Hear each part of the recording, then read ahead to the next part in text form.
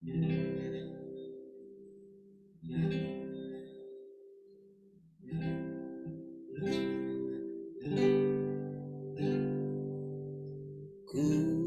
rindu Kau Tuhan, lebih dari segalanya.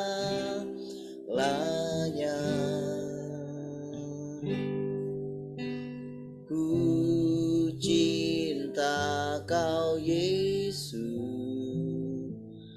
Kaulah dambaan hatiku. Ku rindu Kau Tuhan, lebih dari segalanya.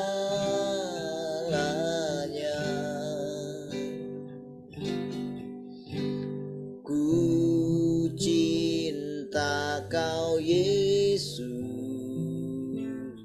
Kaulah dambaan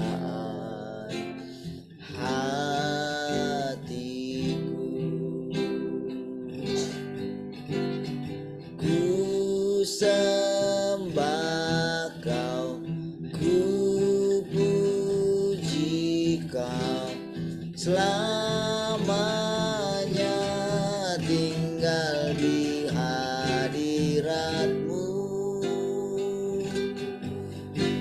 Yang ku mau menyenangkan-Mu, Yesus, Kau dambaan hatiku.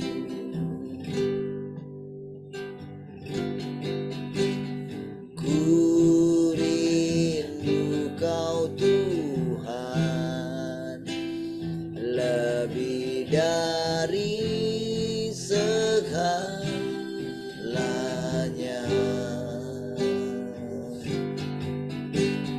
Ku cinta Kau Yesus, Kaulah dambaan hatiku. Ku sembah Kau, ku puji Kau, selamanya tinggal di hadirat-Mu. Yang ku mau menyenang, Yesus, Kau dambaan. Oh, ku sembah Kau, ku puji Kau, selamanya tinggal di hadirat-Mu. Yang ku mau menyenangkan-Mu, Yesus, Kau dambaan. Oh, ku sembah Kau, ku sembah Kau, ku puji Kau, selamanya tinggal di hadirat-Mu. Yang ku mau menyenangkan-Mu, Yesus, Kau dambaan hatiku. Yesus, Kau dambaan hatiku. Yesus, Kau dambaan hatiku.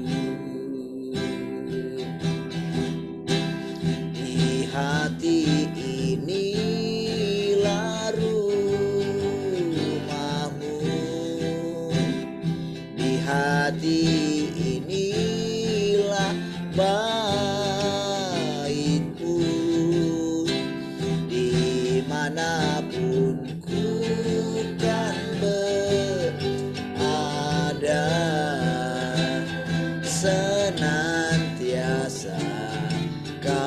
pun ada.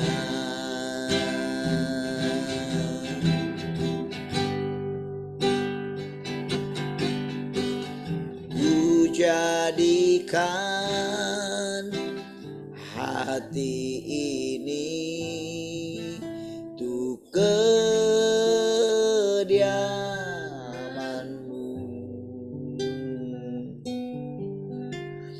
Ku kan hidup ini untukmu Allahku.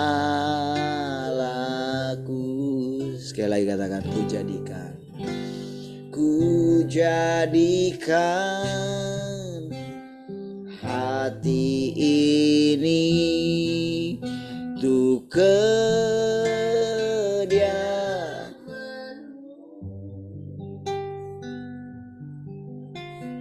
ku serahkan hidup ini untukmu Allahku. Di hati ini larut, di hati inilah baitmu. Dimanapun ku ada, senantiasa kau pun ada. Di hati inilah, di hati ini larut.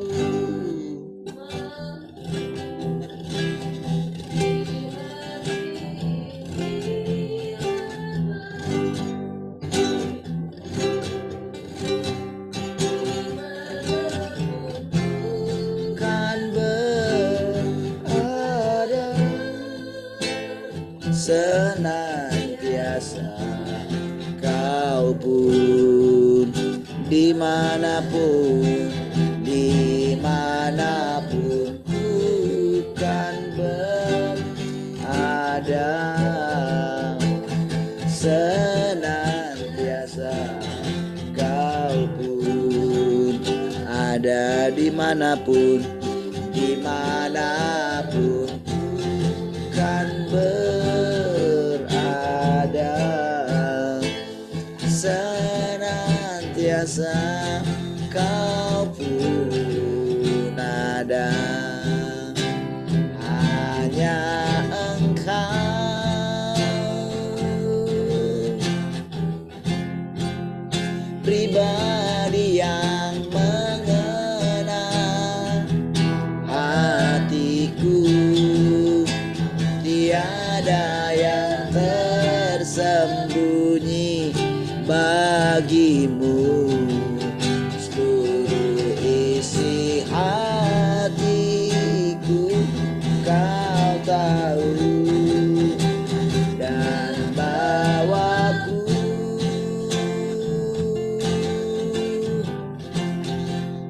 untuk lebih dekat lagi padamu, tinggal dalam indahnya dekapan kasih. Sekali lagi katakan, hanya Engkau Tuhan, hanya Engkau pribadi yang mengenal hatiku. Tiada yang tersembunyi bagimu. Seluruh isi hatiku kau tahu, dan bawaku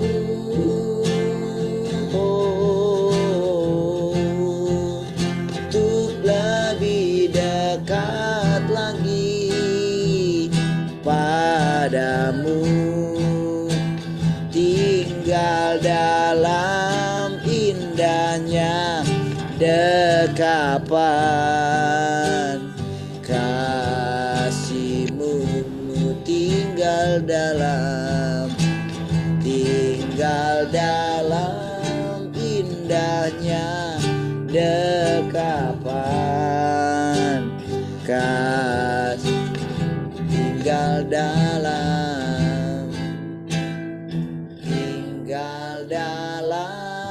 indahnya dekapan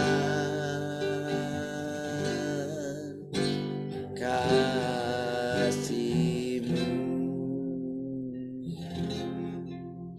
Haleluya. Makasih Tuhan. Kami bersyukur pagi hari ini. Kami tenangkan hati kami di hadirat-Mu Tuhan. Terima kasih buat kehadiran-Mu senantiasa. Buat cara-cara-Mu mengajari kami Tuhan. Pujilah Engkau Tuhan. Kami dudukkan hati kami sepenuhnya untuk mendengarkan firman-Mu. Terpujilah Tuhan. Haleluya. Mari semua orang yang mengasihi Tuhan sama-sama katakan amin. Oke, puji Tuhan. Shalom semua. Selamat pagi. Halo, selamat pagi semua.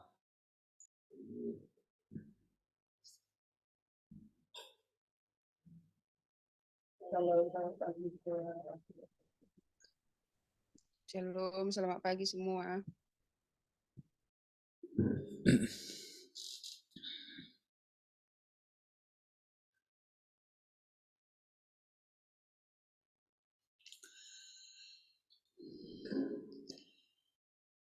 Shalom Heni, shalom Pak Janu, shalom Pak Yabes. Oke, baik. Ada yang mau sharing pagi ini? Silakan. Haleluya.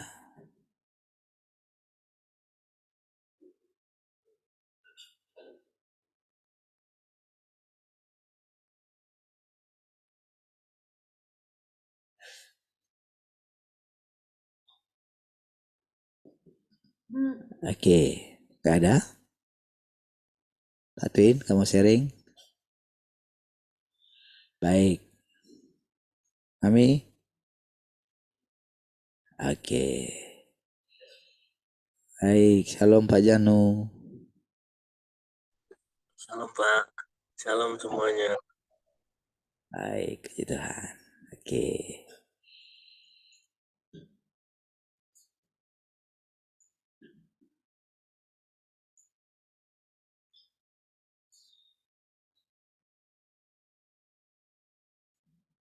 Oke. Kita mulai ya. Bagaimana mungkin di masa lampau orang bisa tahan berhari-hari tidak membaca firman Tuhan dan bisa makan dan bekerja seperti biasa. Tetapi tidak demikian halnya sekarang. Di zaman ini Tuhan terutama menggunakan firman untuk mengatur segalanya. Melalui firman Tuhan manusia dihakimi dan disempurnakan, lalu akhirnya dibawa ke dalam kerajaan. Nah, hanya firman Tuhan yang dapat membekali kehidupan mereka, dan hanya firman Tuhan yang dapat memberi terang kepada manusia dan jalan kepada pengamalan, khususnya di zaman kerajaan. Selama engkau tidak menyimpang dari realitas firman Tuhan, makan dan minum firman-Nya setiap hari, Tuhan akan dapat menyempurnakanmu. Jadi saudara, tentu saudara, zaman kerajaan itu adalah zaman di mana orang-orang yang tinggal di dalamnya adalah orang-orang yang disempurnakan gitu. Tentu saudara sudah banyak sekali ya perkataan-perkataan yang mengkonfirmasi ini gitu ya. Nah, jadi sekarang bagi kita terbuka saudara akan dunia seperti apa yang segera kita masuki gitu, atau yang sedang kita masuki gitu. Sudah mulai ada gambaran dari setiap firman-Nya. Nah, ketika kita mulai menerima perkataan ini ya, mengamininya kan gitu pertama gitu. Mungkin awalnya pengaruh dunia itu masih kuat ya. Pengaruh itu karena memang kita terlalu lama hidup di dalamnya gitu. Itu sebabnya ya. Terus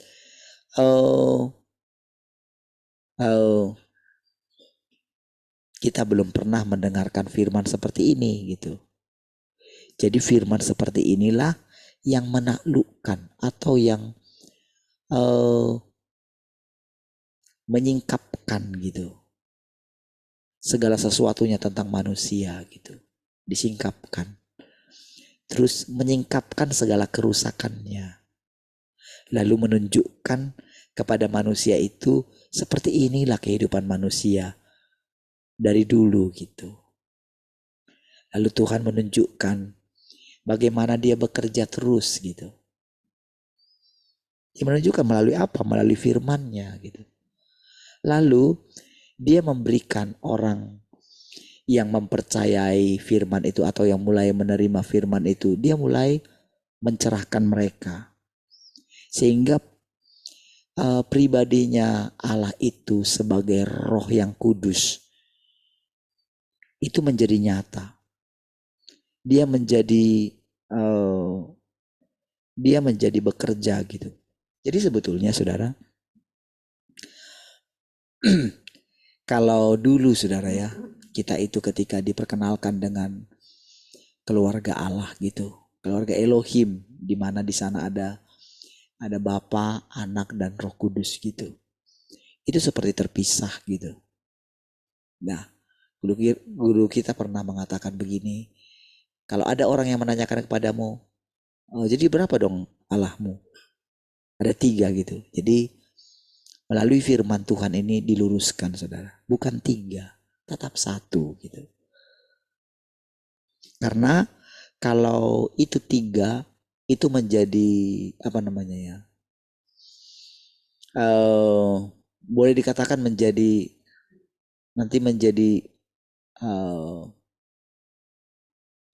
sulit kita membayangkan gitu. Bagaimana kalau dia ada di atas semuanya, apalagi kalau misalnya kita katakan seperti seorang ibu, kan ibu dengan ayah gitu. Kita seperti memisahkan gitu kan. Ya. Jadi dari sudut pandangnya Allah gitu. Jadi ketika dia menerangkan satu demi satu gitu ya, kita itu mulai bisa menerima. Jadi tetapi dia tidak sepenuhnya. Jadi cara dia itu menerangkan saudara ya, cara dia mengatakan salah, keliru gitu, itu dia katakan itu kalau saudara perhatikan ya, dia mengajarnya itu jauh daripada menggurui gitu. Tuhan itu nggak mengajari kita, dia nggak seperti menggurui gitu. Jadi dia jaga, kalau saya perhatikan cara dia menampilkan diri gitu ya, menampakkan diri gitu. Dia itu benar-benar sangat tidak mau menunjukkan lagi, tidak menunjukkan ke apa ya, supremasinya gitu, superiornya gitu. Dia berkuasa gitu. Jadi memang dia akan tunjukkan nanti itu suatu saat gitu. Tapi di masa sekarang ini, ketika memang dia itu masih bekerja gitu ya, jadi dia benar-benar ketika dia berbicara kepada kita, walaupun dia menghajar kita, walaupun dikatakan dia menghajar kita, dia kutuk kita, dia usir manusia dari hadapannya gitu ya, itu dilakukannya dengan firman sebetulnya gitu. Dan seperti yang dia tulis yang disampaikan melalui nabi-nabinya gitu ya. Melalui Nabi Hosea misalnya gitu. Dia menerkam tapi dia itu membalut gitu, memeluk gitu. Jadi seperti itulah proses daripada dia itu menuntun kita gitu. Jadi gak tahan juga dia melihat kita misalnya dalam kebingungan gitu ya. Jadi kalau sempat sepertinya kita itu bingung gitu ya. Kalau rasanya kok lama sekali dia gak menjawab kita ketika kita bertanya. Sebetulnya Tuhan tidak membuat lama gitu sebetulnya. Kitanya sebetulnya yang harus lebih serius sedikit gitu.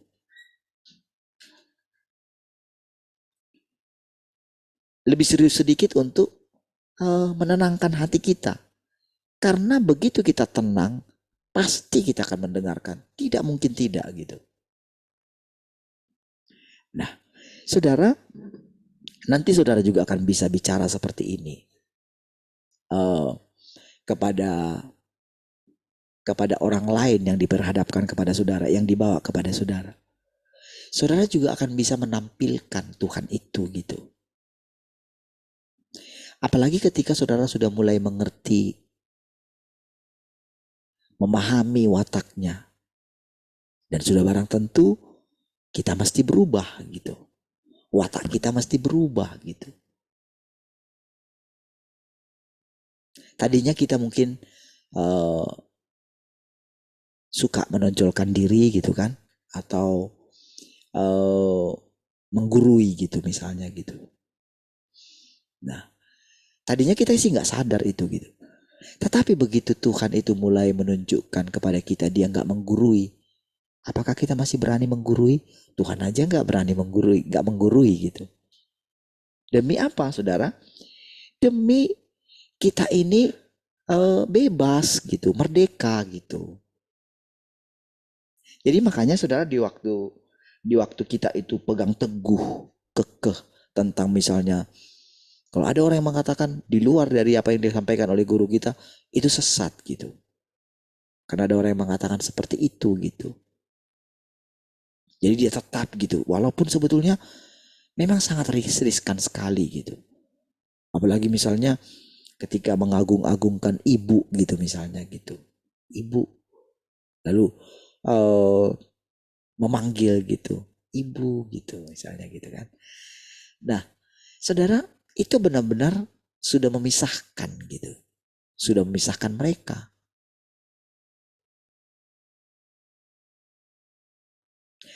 Tapi saudara, cara dia menerangkan kepada kita gitu ya. Seperti perlahan-lahan. Awalnya saudara saya tidak langsung saya tidak langsung terima gitu ya. Saya awalnya shock gitu ketika dikatakan sebetulnya Tritunggal itu tidak ada gitu. Saya coba awalnya saya kesampingkan gitu ya. Tapi begitu saya mulai tenangkan hati saya, begitu saya mulai menerima dia. Menerima Tuhan itu seutuhnya gitu. Mulai menerima dia seutuhnya gitu. Gak lagi berjaga-jaga gitu. Gak lagi memilah-milah gitu. Oh yang ini pas. Sesuai dengan apa yang diajarkan oleh guru kami. Oh kalau yang ini enggak gitu. Dia gak memaksa juga gitu. Dia tidak misalnya sudutkan saya gitu.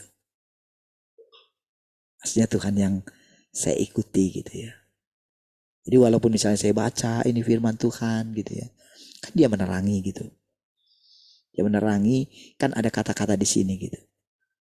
Jadi dalam perjalanan saya mengikuti Tuhan yang menampilkan diri melalui firman Tuhan ini gitu ya. Dia itu tetap mengikuti gitu. Jadi ketika saya tidak terlalu memperhatikan itu, ya tak masalah juga gitu. Tapi dari saya mulai melihat kesabarannya dia gitu ya. Kesabarannya dia menuntun saya, walaupun dia misalnya menunjukkan kesalahan saya, menunjukkan pelanggaran saya, menunjukkan betapa hinanya saya sebetulnya gitu. Dia tidak apa ya?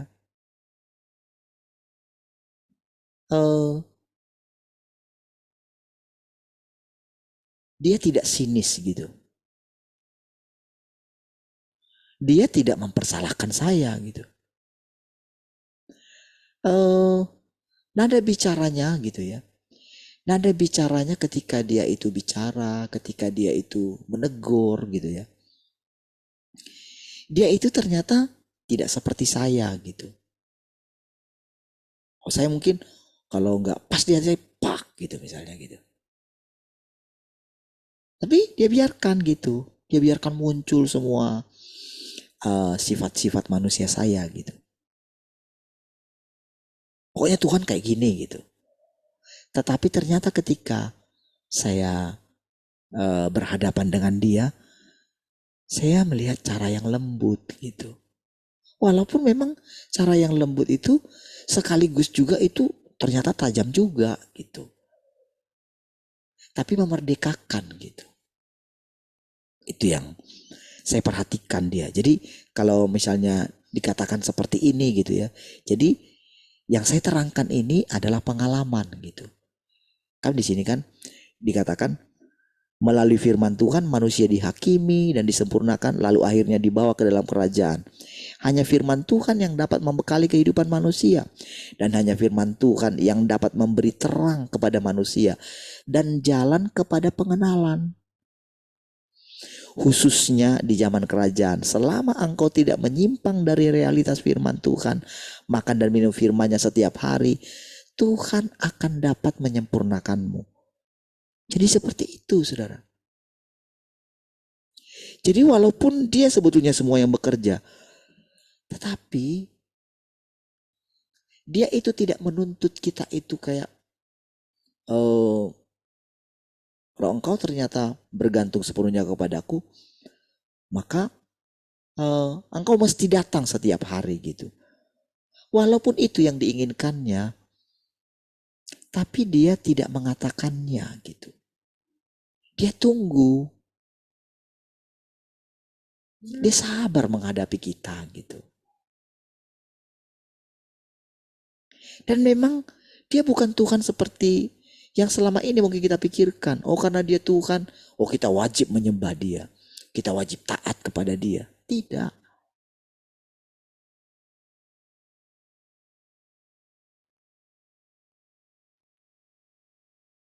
Walaupun saudara, di masa yang lampau kita punya pikiran yang salah tentang dia, saudara. Dia tegas, dia ini seperti itu. Iya.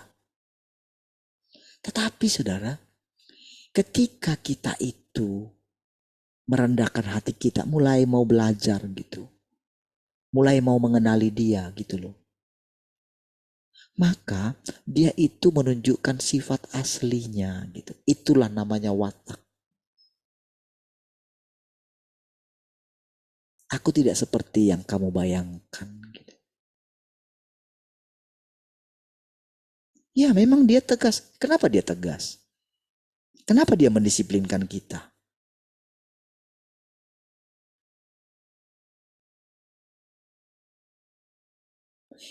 Kenapa kadang-kadang dia itu apa ya? Kayak membuat kita itu rasanya kayak jengkel, kayak tawar hati gitu. Kenapa? Lama-kelamaan saudara, dari setiap perkataan yang disampaikan, semua dari sini terlalu udah banyak sekali saudara ya. Rasanya kalau saudara baca pun ketemu dengan hal yang sama, itu selalu baru saudara. Dalam sekali. Kalau kita mau baca cepat, ayo. Kalau engkau mau baca lambat satu kalimat, ayo gitu. Satu kalimat engkau resapi. Itu bisa dalam sekali juga. Ketika engkau baca dengan cepat semua gitu juga. Nggak perlu artikan gitu ya. Baca aja semua gitu. Rasanya engkau nggak mengerti gitu. Rasanya, jadi dia tahu semua disingkapkan gitu. Kalau kita rajin memeriksa hati kita ya. Memeriksa perasaan kita gitu. Memeriksa kondisi ketenangan kita. Kita lagi baca itu, kita terpaksa atau tidak gitu.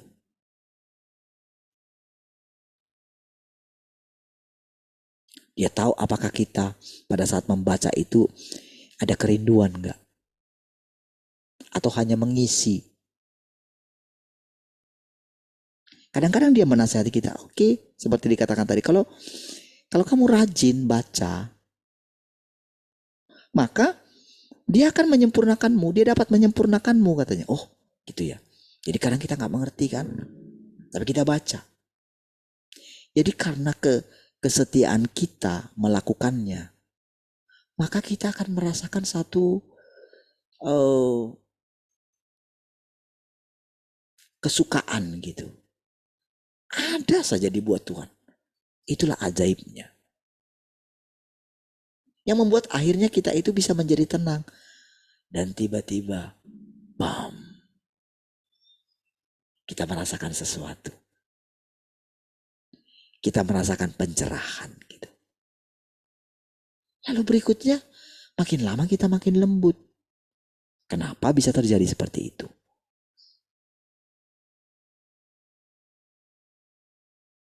Itu karena tanpa sadar, kita mulai sering berkomunikasi dengan dia gitu.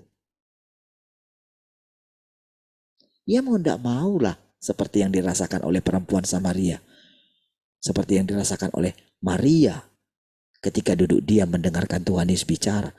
Maka kita pasti akan mengalami hal seperti itu. Ketika misalnya Petrus dikatakan, ketika Tuhan sudah naik ke sorga, Tuhan masih menampakkan diri kepada dia dan mengunjungi dia. Kita jadi seperti Petrus yang merasakan Tuhan mengunjungi kita gitu. Lalu bagaimana perasaan Petrus pada waktu itu? Langsung kayak kita tahu gitu. Kayak muncul Petrus itu di hadapan kita. Menceritakan kisahnya. Kayak wajahnya itu kayak muncul di depan kita gitu.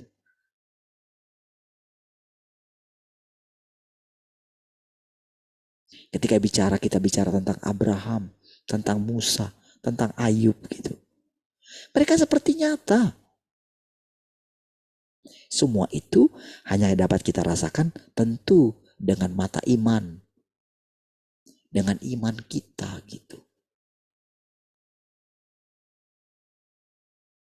Lalu firman yang sebelumnya itu meneguhkan gitu. Entah dari mana kita tahu. Kita bisa yakin dengan itu. Kita teguh gitu. Ketika kita rasanya, aku ini kok jadi kayak gini ya gitu misalnya gitu. Kok aku, kalau mungkin orang mendengarkan itu, kok kayak halu ya gitu. Tetapi hati kita ini teguh gitu, tenang gitu. Walaupun saya menceritakan hal seperti itu gitu, tenang. Nah, disitulah diam-diam Tuhan itu mulai mengatakan, seperti itulah dulu Yesus hidup. Bagaimana dia bisa menjalani kehidupan yang normal? Bagaimana dia bisa menjadi manusia yang normal? Oh, ternyata kami ini harus mencapai menjadi manusia normal ya. Oh, berarti semua manusia itu dikatakan rusak. Artinya tidak normal ya. Oh, gitu loh saudara. Pengertian kita tumbuh gitu.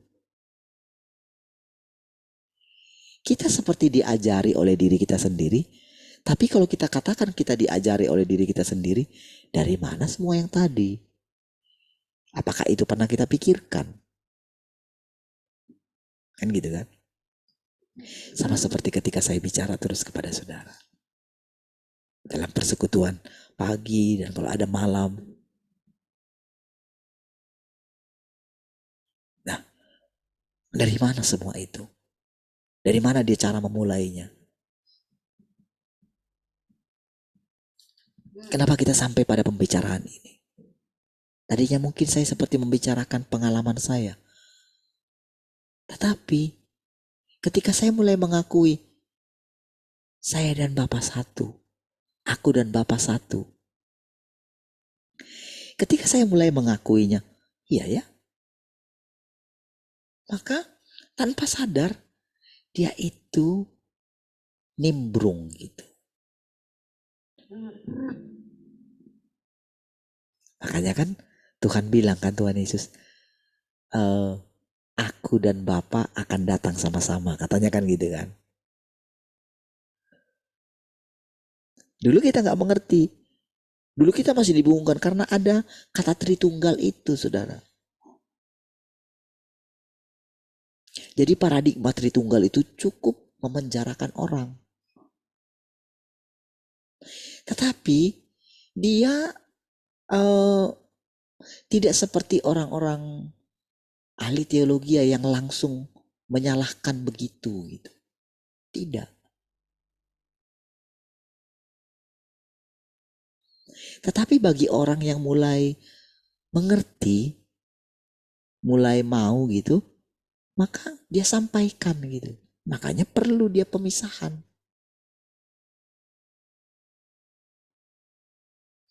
Jadi orang-orang yang keras kepala gitu ya. Yang ini loh saudara. Tidak mau mendengarkan perspektif yang baru. Yang kaku gitu loh. Jadi menganggap Tuhan itu kaku. Yang tidak menyadari kalau Tuhan itu kan di atas semuanya. Di atas semua doktrin kan.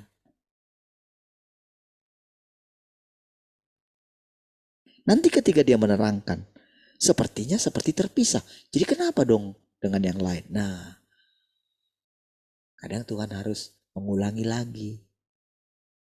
Ingat loh gini, karena pada waktu itu, dia itu sedang bicara dari perspektif sebagai manusia ciptaan. Sebagai Tuhan yang berinkarnasi. Bagaimana kita bisa menjadi manusia normal kalau Tuhan gak menunjukkan apa itu manusia normal? Kan dia harus menunjukkan. Kan hanya dia yang bisa menunjukkan itu. Kan manusia semua sudah rusak. Kan harus dia yang menunjukkan.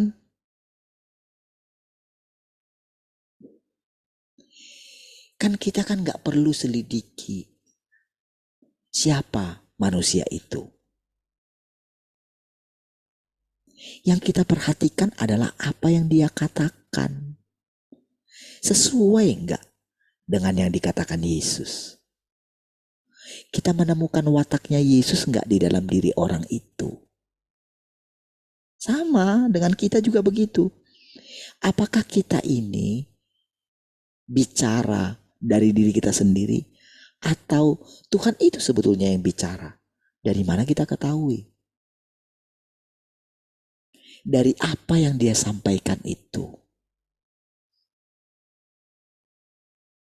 Terus bagaimana dia memakai kita? Bagaimana Tuhan itu memakai seseorang? Ciri yang sangat kontras antara Tuhan dengan iblis adalah iblis itu memaksa, mendominasi. Tuhan tidak demikian. Memang di masa yang lampau, ketika dia bekerja melalui nabinya, ya mau gak mau.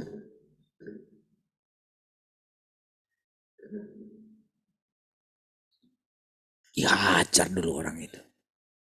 Tapi tetap saudara, dia memakai logika orang itu juga sebetulnya. Seperti Nathan gitu kan. Ketika dia mau menasehati Daud gitu.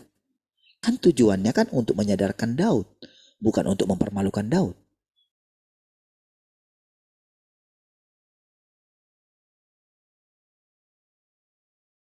Ciri iblis itu mempermalukan. Nah, dari situ saudara, jadi ketika mendengarkan itu, oh berarti kemarin itu saya itu menggambarkan iblis ya. Jangan takut mengakuinya seperti itu.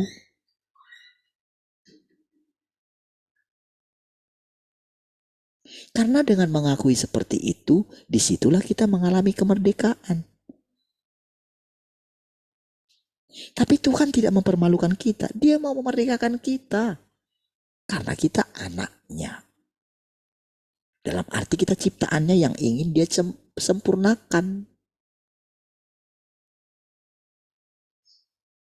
Nah, lama-lama kita mengerti kan. Jadi itulah efek yang ingin dicapai oleh Tuhan. Dari semua firman-Nya itu. Itulah artinya, oh sekarang kamu tahu ya. Dari situ kamu dapat menyimpulkan.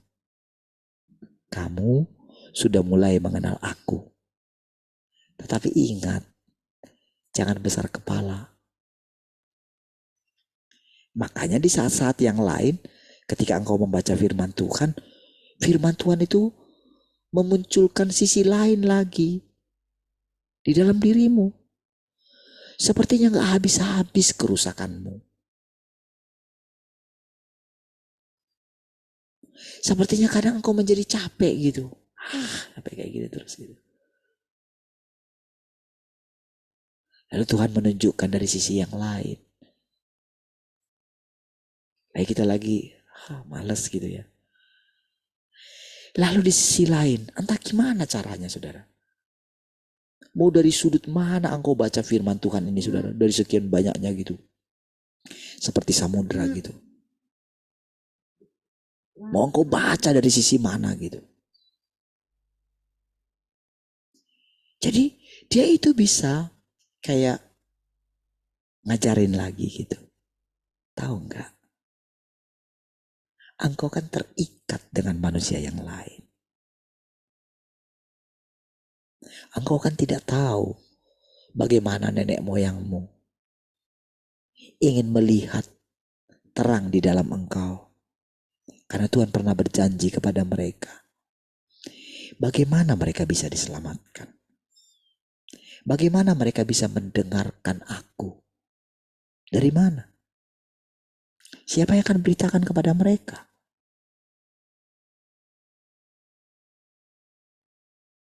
Pertanyaan-pertanyaan dalam hati mereka. Misalnya ketika bapak saya, ketika dia dibaptis misalnya dulu kan. Kan untuk meninggalkan gereja lama di masa tuanya gitu. Itu kan dia sangat terhina. Tapi dia mengalami sesuatu ketika dia dibaptis. Dia melihat terang.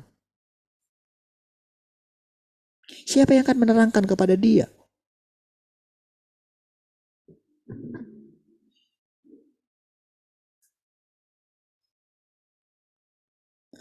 Dari mana dia tahu? Siapa yang akan menjelaskan kepadanya? Saatnya akan tiba dan sudah tiba. Orang-orang dalam kuburan akan mendengarkan suaranya.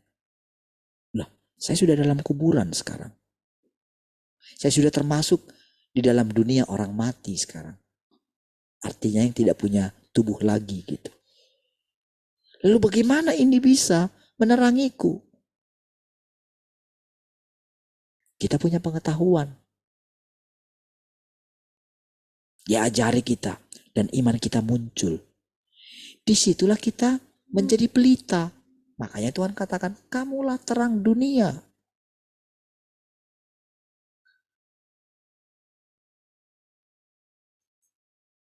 Keluarga kita akan melihat kita. Kita akan mengalami seperti yang dialami oleh Tuhan. Tuhan turun ke dunia orang mati. Tapi kita gak perlu turun ke sana. Karena Tuhan sudah mengatakan, saatnya akan tiba dan sudah tiba. Di manakah maut? Di manakah sengatnya maut? Dia memindahkan, dia cukup berkata kan, firmannya yang baru apa? Dia memindahkan kita dari gelap kepada terang.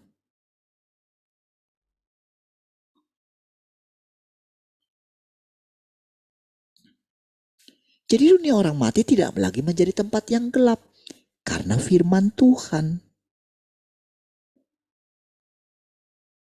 Gak ada lagi tempat yang tersembunyi. Kemanakah orang bisa lari? Sekalipun orang sudah pergi ke dunia orang mati, mereka tidak bisa lari daripada terang Tuhan.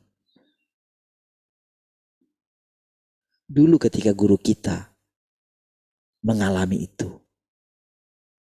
nah dia punya ide gitu. Disitulah sekarang kita diterangkan kepada Tuhan, terangkan gitu. Dia tidak melihat efeknya. Dia hanya menjadi pelaku pelayanan.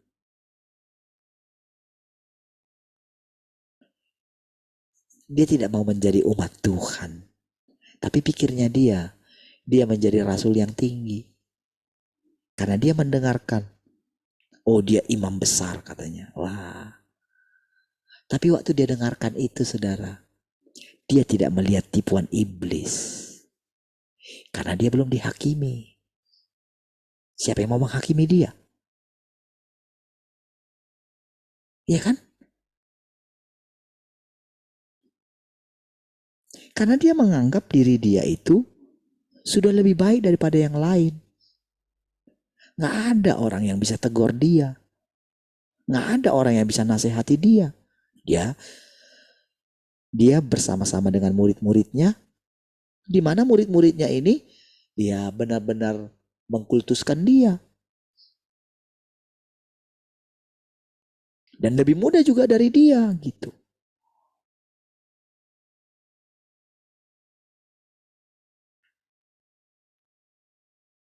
Dulu kita berani? Kan gak berani kan? Karena kita ya jadi muridnya dia. Tapi ketika Tuhan datang menampakkan diri kepada kita, disitulah terjadi kemerdekaan, saudara. Jadi ketika kita misalnya, ketika saya mengatakan hal seperti tadi, kenapa bisa? Bukan karena saya lebih hebat dari guru kita, bukan. Tapi karena Tuhan menampakkan diri kepada kita. Kenapa saya berani? Karena Tuhan yang jadi perisai saya, gitu loh. Jalan ceritanya itu kayak gitu.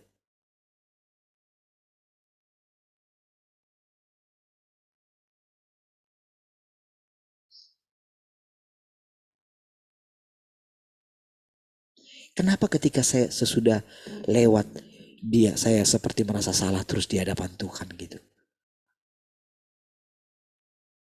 Iya, saya ingat itu waktu itu. Ternyata ada efeknya. Ada gunanya. Lalu Tuhan bilang, tahukah kamu? Itu aku katanya. Waduh, saya gak ngerti juga gitu. Masa kayak gini Tuhan gitu. Enggak, saya enggak. Lanjut lagi. Kenapa kamu mengatakan seperti itu? Ketika kamu ingat dirimu, kamu gak tega kan? Tapi kalau engkau coba kembali kepada niat hatimu, gitu. Apa niat hatimu? Niat hati saya baik Tuhan. Gitu. Oh, baik. Kira-kira niat hatiku baik atau tidak? Oh. Jadi hal-hal spontan yang terjadi atas hidup kita gitu.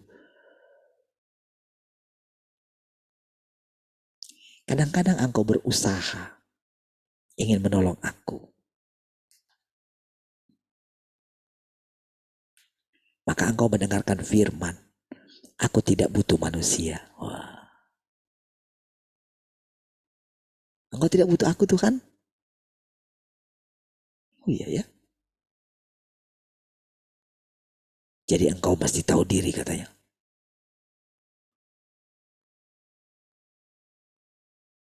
Nyelekit rasanya gitu. Tapi tiba-tiba kita sadar, iya ya kan saya ciptaan. Kok saya kurang ajar sama pencipta saya? Oh, takut akan Tuhan itu saudara tumbuh. Itu artinya kita mengenal dia. Tapi orang itu berhenti sampai dia memanggil nama Tuhan dengan benar gitu. Jadi kalau ada orang yang memanggil nama Tuhan tidak benar, wah dianggap sesat gitu. Allah yang benar itu coba saudara lihat saudara. Wah berbagai macam diramu lah. Ada Bapak Elohim lah, ada Indah segala macam, ada Yesus Hamasia lah gitu. Aduh.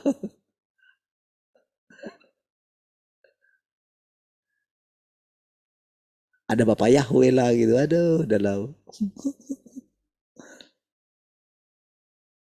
Itu berkembang itu. Itu yang membuat saudara. Itu bisa ada ribuan denominasi saudara. Sudah satu denominasi pun saudara. Itu masih berbeda di dalamnya saudara. Karena apa saudara? Mereka telah memisahkan Tuhan. Mereka tidak percaya kalau Yesus itu atau Tuhan itu ada di atas semuanya. Tapi dengan sekarang saudara, apa yang akan kita lihat? Ketika kita berjumpa dengan orang, apa yang akan kita lihat? Apakah orang itu tulus? Apakah orang itu murni? Apakah orang itu suci hatinya? Iya kan? Apakah orang itu benar-benar gitu pengen menemukan kebenaran? Apakah orang itu sudah capek dengan hidupnya? Lalu kita mulai jadi tahu gitu. Sama seperti Tuhan Yesus kan. Kan tidak semua orang dia layani.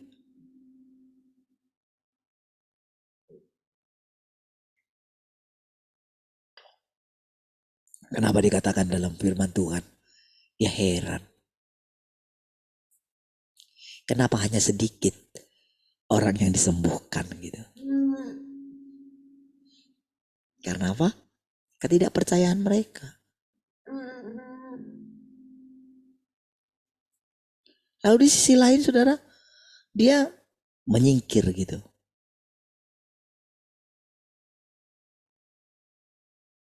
Ketika dia mau menyingkir, dia melihat belas kasihan terhadap orang banyak.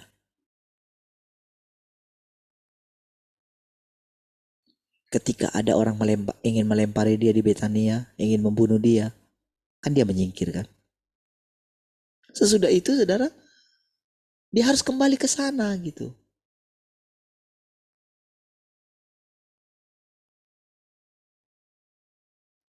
Dia bukan karena dia harus pergi ke sana. Karena misalnya dia berhutang budi kepada Maria, bukan.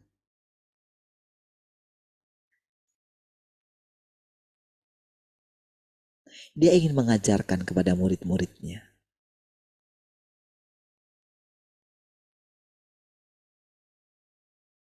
Lalu dia berfirman, satu hari ada 12 jam. Terang, ada 12 jam. Nanti ketika sudah malam, orang tidak bisa jalan lagi. Selama ada terang, orang bisa jalan. Kalau datang gelap, kakinya akan terantuk katanya gitu. Pergilah mereka.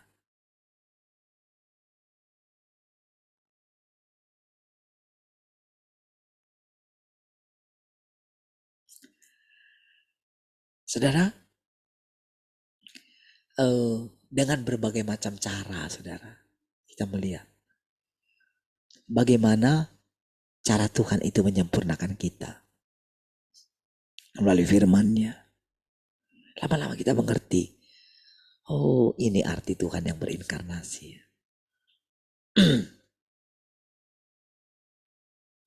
Oh, ini nanti ya caranya ya. Dia menaklukkan semua manusia. Oh, ini ya artinya dia menaklukkan iblis ya.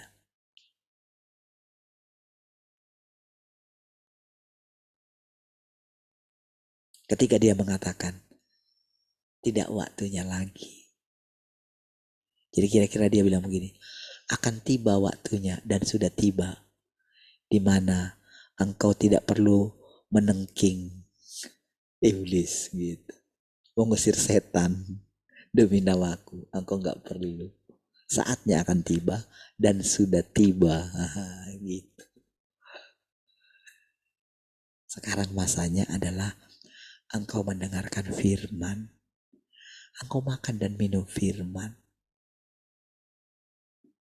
Walaupun rasanya dia bergejolak menempatkan diri di mana-mana atau rasanya membuat kerusuhan, rasanya engkau melihat dunia ini gimana gitu ya.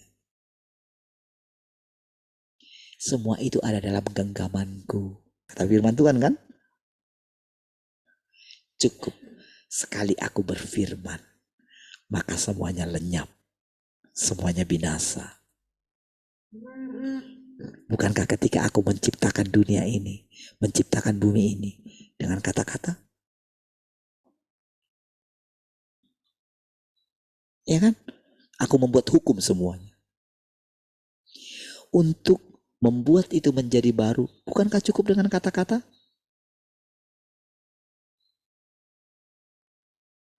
Oh, iya ya, gitu. Jadi apa yang engkau dengarkan, itulah hidupmu, gitu loh saudara. Iya. Kenapa kesehatan seseorang itu cepat sekali drop? Kenapa? Karena dia itu mendengarkan terus kata-kata negatif. Lalu dia mengulangi lagi. Terjadilah. Makanya kamu mesti menjaga perkataanmu. Kenapa ketika kita mau ujian sekolah misalnya? Kenapa kita itu rasanya tegang? Apa yang membuat kita tegang? Pikiran-pikiran kita kan? Iya. Tapi coba hadapi saja ya. Jangan tegang. Coba anggap saja kita itu tahu segalanya. Coba pikirkan saja kalau Tuhan itu sudah mengatur semuanya. Tuhan sudah menentukan gitu. Oh, kita kan santai.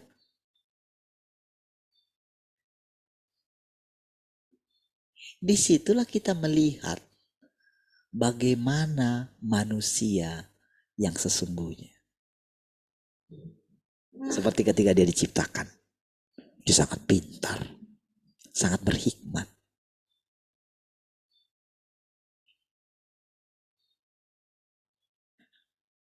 Dan itulah saudara yang membuat kita seperti yang dikatakan oleh Tuhan. Yohanes memang yang paling besar yang pernah dilahirkan oleh perempuan dari bumi ini katanya. Tapi yang terkecil dari kerajaan sorga. Jadi Tuhan itu saudara seperti datang dari dunia masa depan. Aku datang dari dunia masa depan katanya. Kayak Nobita gitu.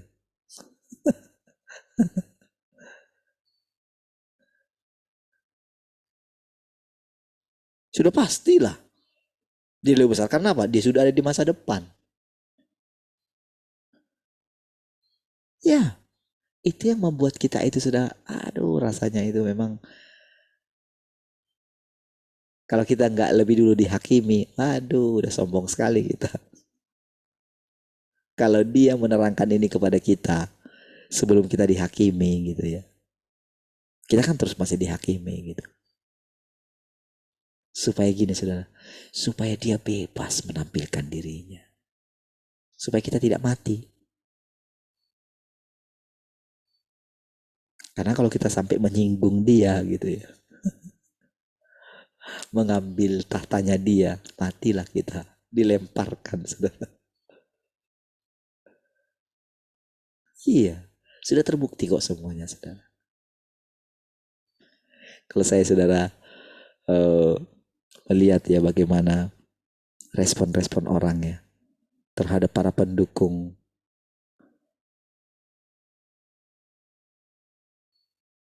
pemerintahan yang sekarang gitu ya. Wah, sekarang ketika mereka sadar gitu ya,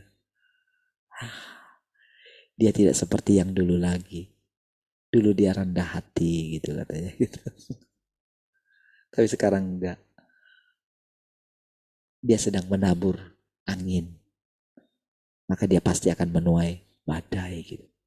Saya perhatikan itu semua orang-orang yang tadinya itu sangat loyal, saudara. Tapi mereka mengakui akhirnya. Dari sini kita belajar. Sudah, boleh saya katakan sudah semuanya.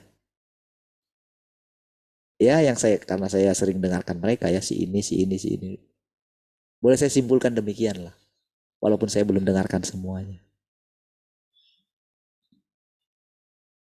Terbukti kan?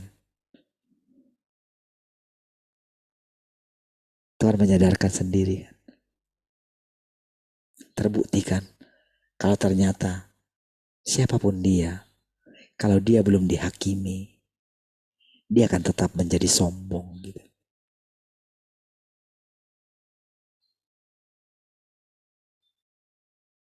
Tapi dengan gelar dia awalnya kan, si tukang kayu kan, wah.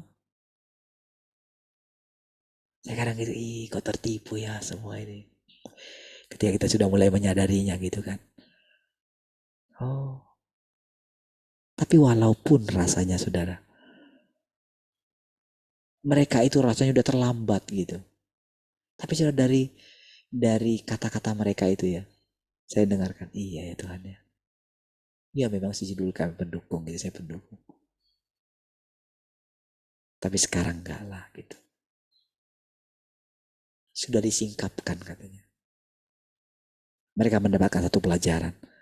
Ternyata enggak bisa ya mengkultuskan manusia. Oh, itu satu pelajaran sudah. Mungkin orang akan berkata, oh kenapa dia ngotot? Kenapa ini rasanya kan ngotot gitu. Bahkan sampai yang itu kan bilang kayak gini. Saya kayak aneh katanya gitu. Jadi ceritanya kan baru sudah diputuskan sebelum jam makan siang itu kan. Sudah diputuskan tidak bisa gitu. Setelah makan siang bisa berubah gitu. Mereka heran gitu. Wah. Tapi tahukah saudara? Tuhan bilang gitu. Aku yang buat. Mengeraskan hatinya. Sama seperti ketika Tuhan mengeraskan hati Firaun.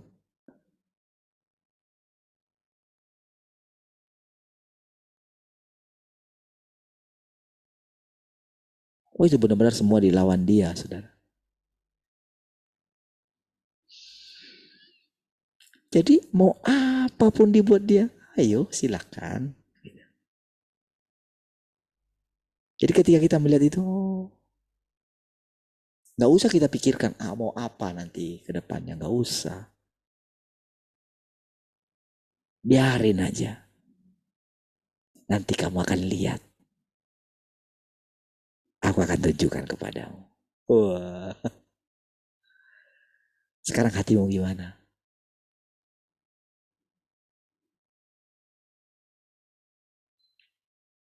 Saudara kalau melihat cara dia ini ya, cara dia ngajarin itu ya.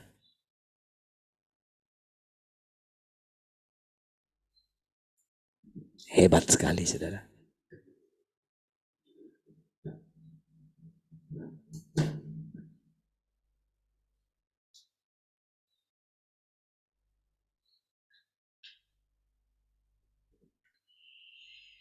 Pengejaran kehidupan bukanlah sesuatu yang dapat diburu-buru. Nah, gitu. Pertumbuhan kehidupan tidak terjadi hanya dalam waktu 1 atau 2 hari. Pekerjaan Tuhan itu normal dan praktis. Gitu.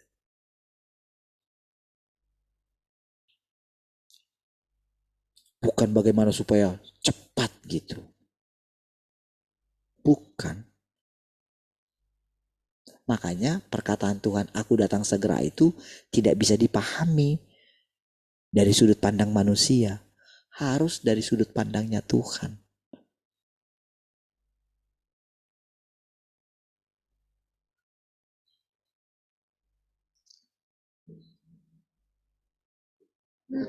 Sebetulnya kan Simeon sudah bergerak jauh ke depan dia. Wong masih di umur 8 hari, dia sudah mau melihat Mesias gitu. Gimana caranya saudara untuk dia bisa melihat ke 30 tahun ke depan dan mengalaminya? Padahal kan belum waktunya harusnya. Ketika Tuhan mengatakan kepada ibunya, apa yang kau inginkan dariku ibu? Waktuku belum tiba. Nah, lihat ya, belum tiba waktunya di situ. Dia bilang gitu kan. Tapi kenapa jadi waktunya tiba?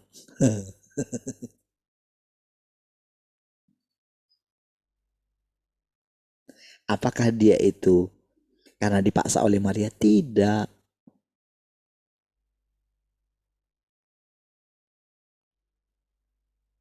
Tapi Maria tidak tahu kalau apa yang dilakukannya itu diinterpretasikan salah di kemudian hari. Kan gitu kan? Itulah yang membuat dia menjadi dewa. Kan dewa ditinggikan oleh manusia kan dewa kan. Bundanya Tuhan. Aduh. Waduh. Coba saudara pikir saudara. Masa ciptaan menjadi ibunya pencipta gitu. Waduh. Makanya kan dari situ kan agama lain tuh ngejek-ngejek gitu kan. Apakah Tuhan langsung menghukum? Tidak. Tidak langsung dia hukum.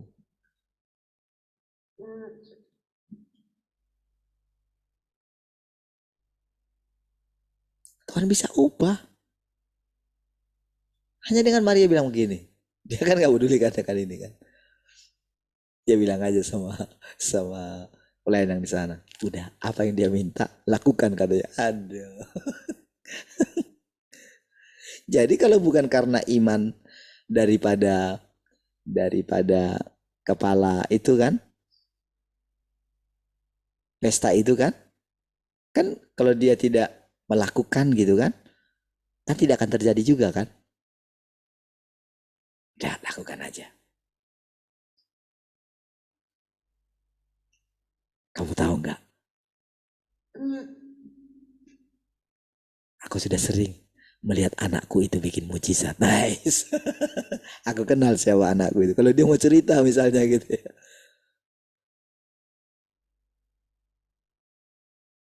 Apa memang iya? Apa emang dia bisa itu? Buat rubah itu menjadi anggur gitu kan. Sudah lakukan saja. Cedok katanya.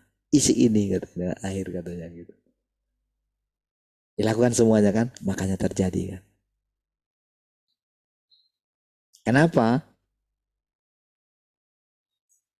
Karena dia adalah Tuhan itu sendiri.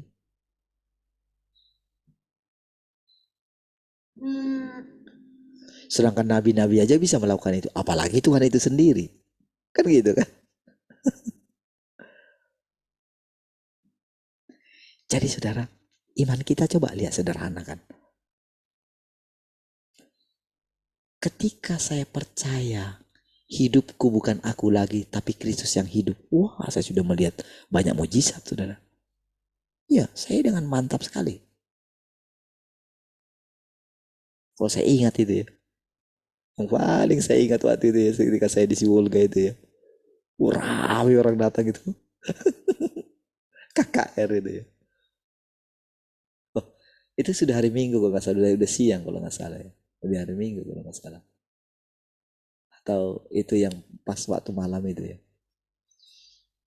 Bawa orang lumpuh itu. Coba saudara bayangin. Angka ada di sana gitu. Angka yang mau khotbah. Tapi iman orang itu segitunya gitu. Dibawa, ditandu gitu loh. Ditandu. Lalu saya lihat di depan saya. Berarti kan mereka berharap sama saya kan? Kalau saya ingat itu ya.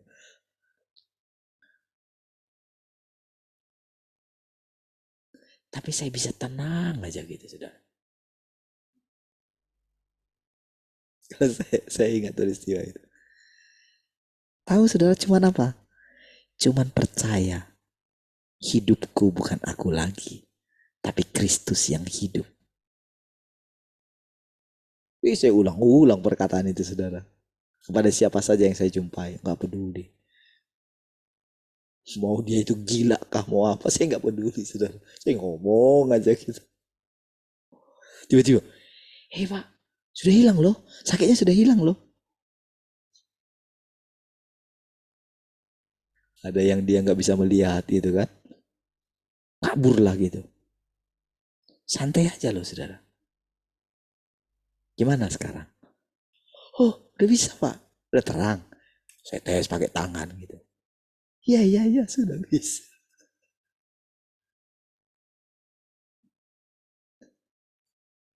Saudara, sama seperti itu. Ketika kita punya iman, Tuhan, kita ini kan manusia ciptaannya. Firman-Nya dia bilang, dia berinkarnasi sekali lagi, katanya. Menjadi manusia. Bukankah kita manusia? Saya itu dengan cepat, saudara. Jadi ketika dulu yang saya katakan itu tentang anak laki-laki itu ya. Ketika dikatakan perempuan yang melahirkan anak laki-laki itu, saudara, kok sama ya, kok seperti saya gitu ya. Apalagi ketika ibu kita bilang seperti itu gitu ya.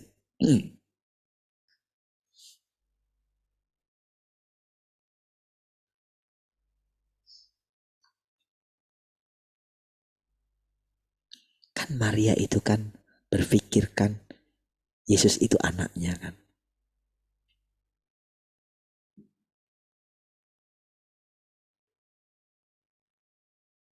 Karena dia yang melahirkan loh. Sama seperti itu, saudara.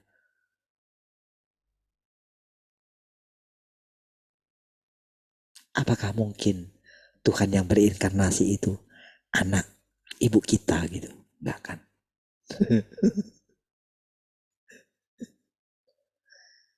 Tapi apakah dia nggak menghormati ibunya?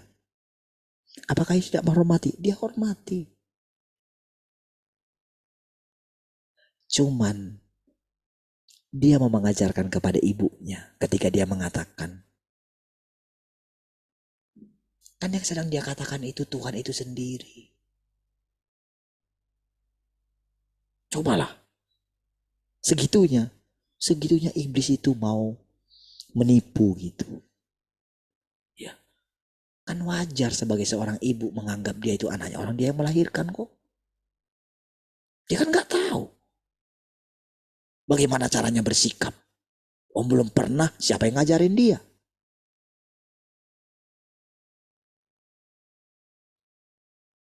Tapi kan Tuhan dengan lembut ketika dia mau naik di atas kayu salib itu kan, dia katakan sama ibunya, ibu, inilah anakmu. Jadi kamu gak perlu mencari-cari aku. Ini anakmu ya sekarang, dari sekarang katanya.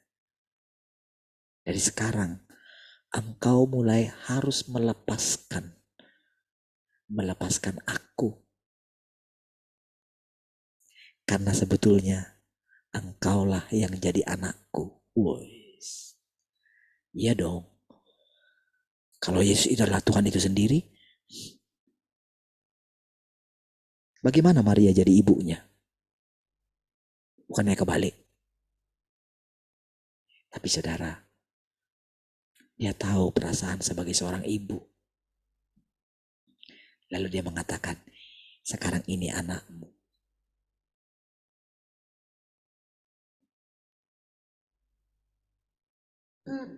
Dia bertanggung jawab, saudara, sebagai seorang anak. Pada waktu itu, saudara, Dia merasakan bagaimana seorang anak harus berbakti kepada orang tuanya. Iya. Dia tahu ibunya akan kehilangan dia. Kan sebagai ketika dia menjadi manusia, ketika dia menjadi anak sampai dia menjadi dewasa, dia kan punya kenangan dengan ibunya. Dia sangat akrab sekali dengan ibunya. Ya kan? Kan dia harus menjadi manusia normal, menjadi seorang anak kan. Kan sebelum dia memulai tugasnya, sebelum sah, kan dia harus taat kepada orang tuanya kan. Tentu kan itu ada dalam ingatan walaupun hanya sebentar. Menjadi seorang anak 30 tahun lah taruh menjadi seorang anak.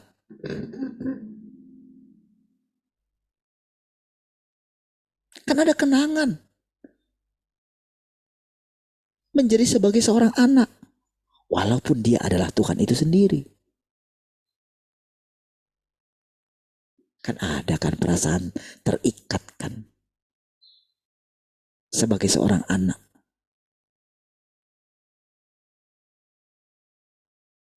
Apalagi saudara, Maria telah kehilangan suaminya. Di masa itu kan meninggal duluan kan, Yusuf kan.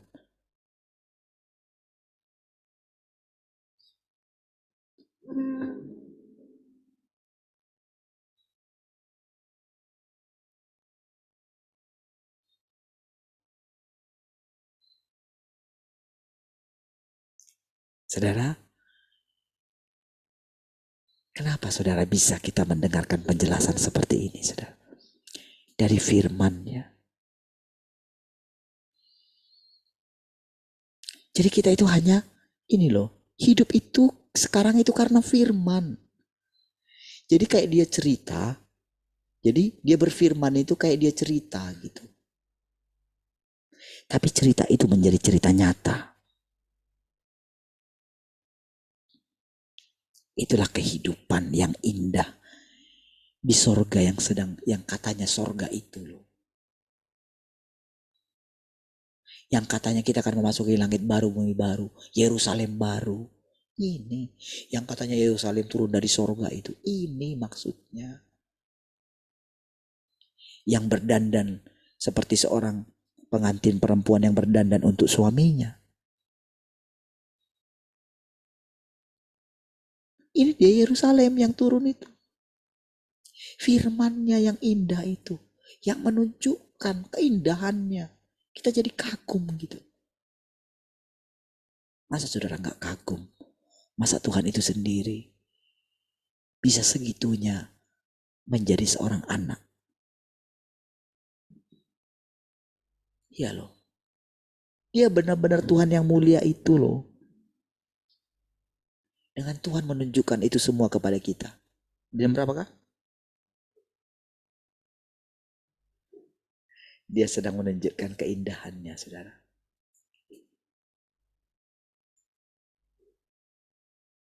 Setiap hari kepada kita. Baik, puji Tuhan. Mari kita berdoa. Terima kasih Tuhan, kami bersyukur pagi hari ini. Terpujilah Tuhan selama-lamanya. Haleluya. Mari semua yang mengasihi Tuhan sama-sama katakan amin. Baik, puji Tuhan semua.